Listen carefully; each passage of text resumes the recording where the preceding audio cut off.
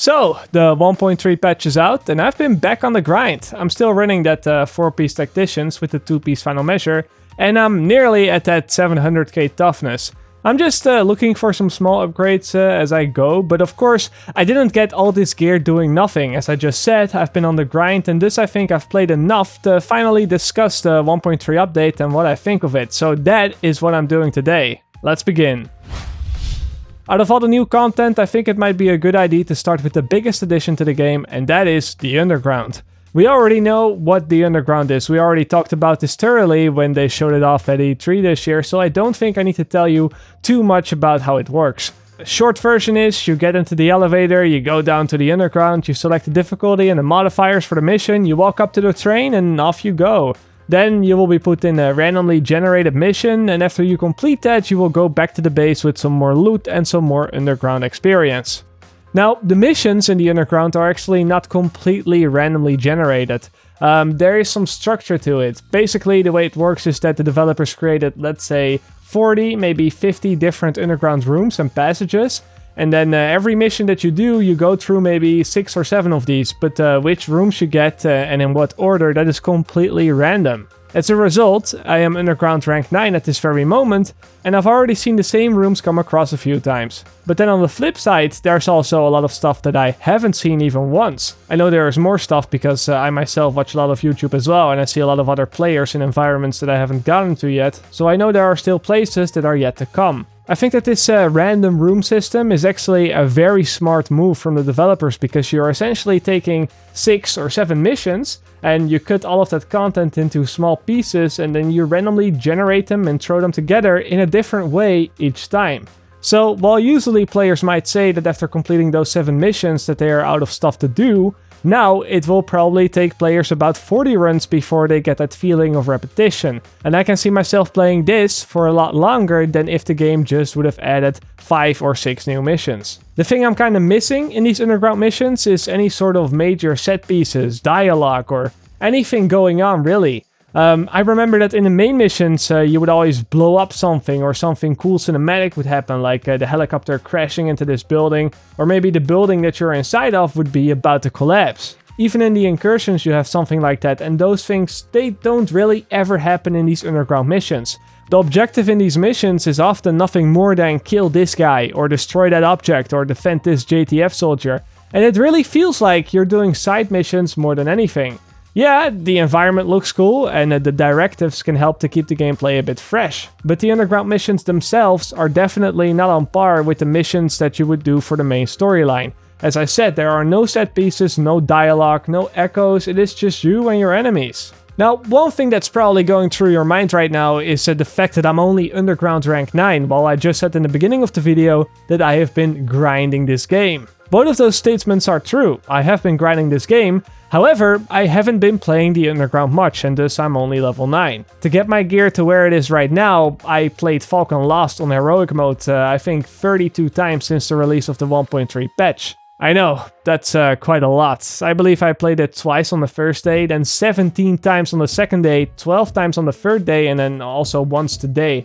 I've also done a few hours of DZ farming with up to 12 people going around from place to place. Level 35 enemies are kinda strong, but with more people you obviously get to kill them faster, you get to loot faster, and you get to gear up faster. You know how it works. What I'm really getting at here is that I've played this game a lot, but I haven't played much of the Underground at all. Now, there are a few reasons for this. A couple of smaller ones are, for example, that I have to level up my Underground rank to do heroic mode missions, and thus I have to play through a lot of the hard and challenge mode missions first, which doesn't give me any kind of character progression.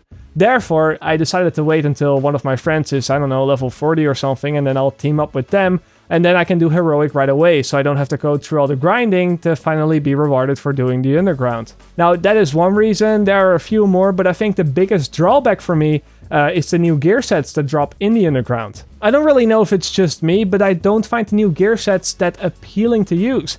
I don't think they are that strong, apart from the Reclaimer one, which is currently bugged, but the gear sets that I really care about, they are still Tactician's Authority and Final Measure. And then my teammates, they were mostly looking for sentries, so that we can apply a sentry mark to targets before putting the sticky bomb on them for guaranteed kills and stuff like that. And then for the Final Measure sets, we of course just went into the Dark Zone. But I think that this is kind of a problem. I don't think it's fun having to play the same mission or the same content over and over and over again just to gear out on one specific gear set. I strongly believe that you should be able to play all of the content in the game and still get the build that you're looking for. You wouldn't believe how bored I got during those Falcon Lost heroic mode runs, actually.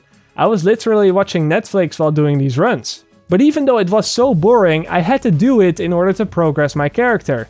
You know, I had to make a decision. I could or play the fun new content, which is the Underground, and have no meaningful progression whatsoever, or I could try to get Tacticians and do Falcon Lost over and over and over again. I did the latter one, and I'm happy that I did, because now I have the set that I was looking to get. But still, this should not be a thing. I really think this needs to be changed. I believe that it would be good for the game if we had some sort of way to select what kind of reward we want to receive after completing a certain activity. Maybe at the start of an Underground mission, right after selecting the directives, you could tell players to select 3 gear set types. You have to pick at least 3, and then those 3 types, those will drop. I mean, I don't want to make it too easy, but this way you still don't know which gear set you're getting and you still don't know the rules on it. But it would at least allow me and everyone else in the game to progress their character doing different activities in the game and not just the same one over and over and over again. But with that topic out of the way, I think it's time that we talk a little bit about the new incursion, Dragon's Nest. Now, I have a lot of positive things to say about this incursion. I think it is by far the best incursion we have had so far, both in terms of loot, because so many bosses drop so many different items, but also in terms of fun. The little cars that the engineers drop, you need to shoot them down as fast as possible or they will kill you. With all the fire, special skill setups are required, such as the immunizer support station and smart cover and stuff like that.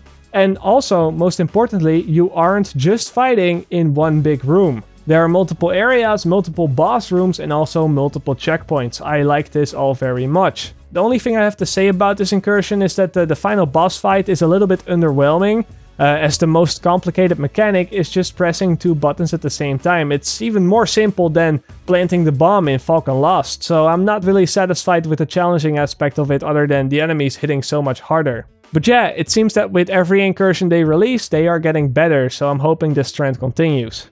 Now, I do have to be honest here, I also haven't played much of this incursion, simply because of the fact that the heroic mode isn't out yet, and it is pretty stupid to farm the 240 gear score pieces right now, only to have to do it again the next week for 268 pieces. But yes, when heroic mode comes out, I'm definitely going to give this another go. Moving on to the Dark Zone, I don't think that it has really changed that much. The enemies got a bit stronger, they're level 35 now. But I have to say, so did we. If you're running a full 268 gear set pieces, it will be very similar as when you're fighting level 34 enemies with fully decked out 240 gear score pieces. And of course, because I didn't really go into the Dark Zone until I was almost fully geared out from farming Falcon Lost, I haven't really noticed much of a difference at all, to be honest with you. Now, with all of this in mind, I would also like to come to a conclusion in this video on whether the new expansion is worth your money. I know that some people here may have already bought the expansion, just like I did, but I know that a lot of you here may have also held off with buying it and waiting for reviews and stuff like that, so that is what I also would like to offer in this video. Oh, and maybe you're playing on PS4 and you haven't even had the chance to buy it yet, so here is my final answer.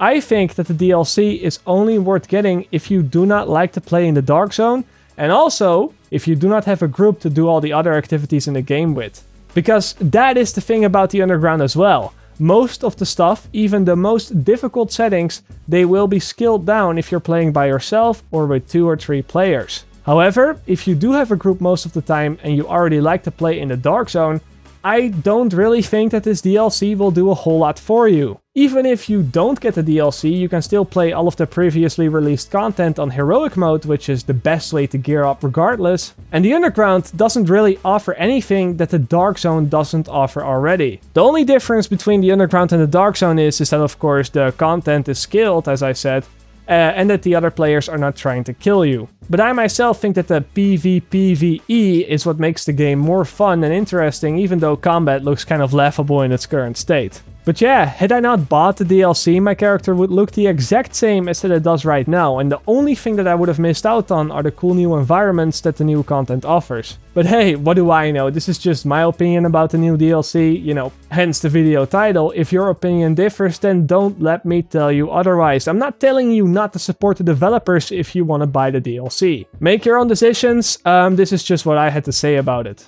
And that was pretty much all for today. Now I hope this video was informative for you, I hope you enjoyed it, that's for sure, and I will also see you all later. Or like they say, in the Netherlands. Zie je later!